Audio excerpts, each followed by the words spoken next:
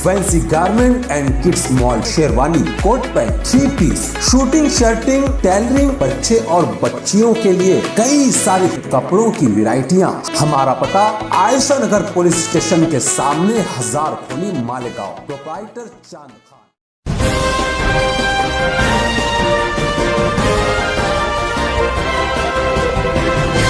मानव समाचार, मानवता के हक में। मानव समाचार में आपका इस्तकबाल है। मैं हूं अब्दुर्रहमान। आइए देखते हैं आज की खास खबर। दरेगांव शिवार से एक बड़ी खबर मिली है।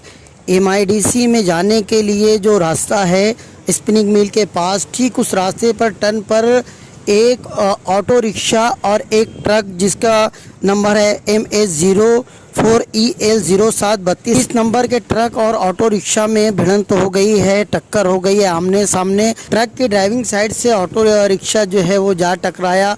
ऑटो रिक्शा जिसमें पानी के जार भरे हुए थे, शायद वो जार उस इलाके में जो फैक्ट्रीज हैं या जो होटल्स हैं वहाँ पर डिलीवरी देने के लिए जा रहा था और उसी वक्त जो है वो टक्कर हो गई। ऑटो रिक्शा ड्राइवर बुरी तरीके से ज़ख्मी हो गया है, जिसे बगैर इलाज हॉस्पिटल में दाखिल किया गया है। आगे की जो भी तफसीलात है वो हम आपको देंगे।